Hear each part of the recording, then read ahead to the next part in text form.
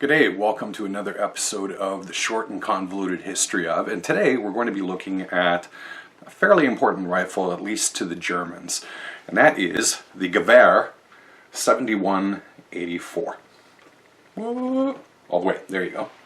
The Gewehr 7184. So as the name implies, Gewehr 7184, or Gewehr Model 7184, or if you're a real purist, the Infanterie Gewehr Model 7184, however you say that in German, is an update of an earlier design. In that case, the Infanterie Gewehr Model 71, which was introduced into service in 1871.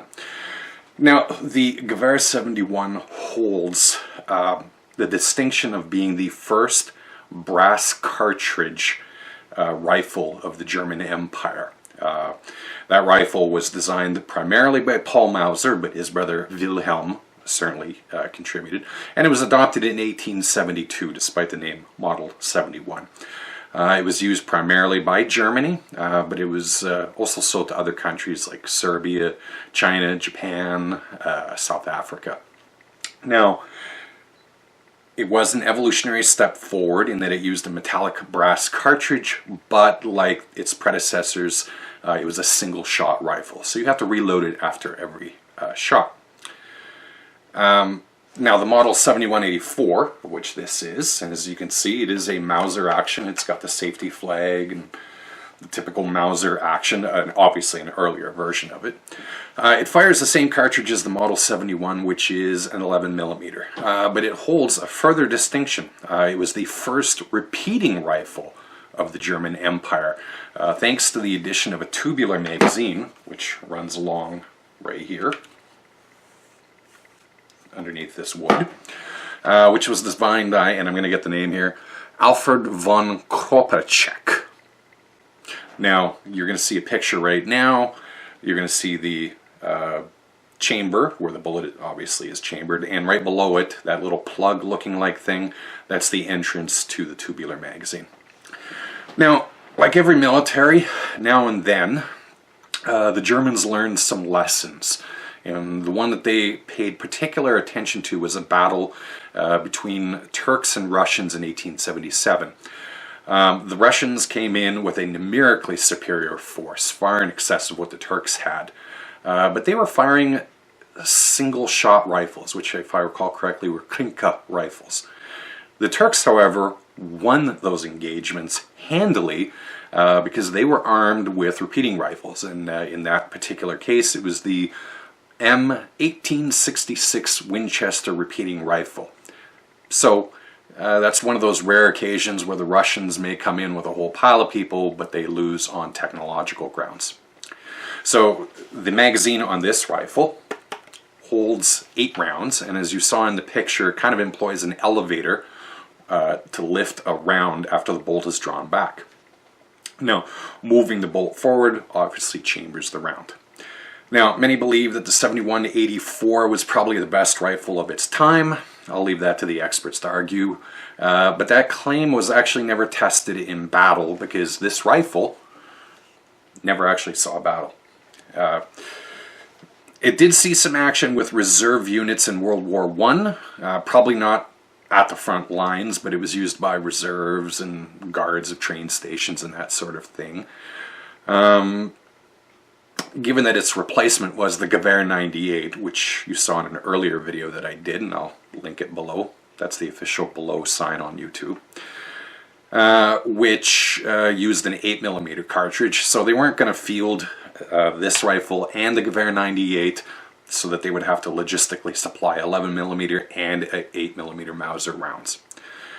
So like I said, it didn't see frontline action with Germany, but variations of the Model 1871 did make an appearance in wars, both Boer Wars, the Boers used them, the Boxer Rebellion, obviously, because China had purchased some, and the Serbian-Bulgarian War.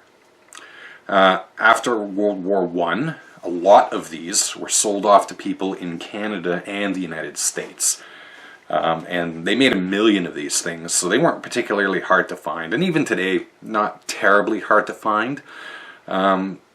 The problem is the ammunition. It was commercially manufactured up until about the mid-1960s. Today, though, it's a very expensive proposition to actually shoot these things because the brass, as far as I know, can only be bought from a company in Australia.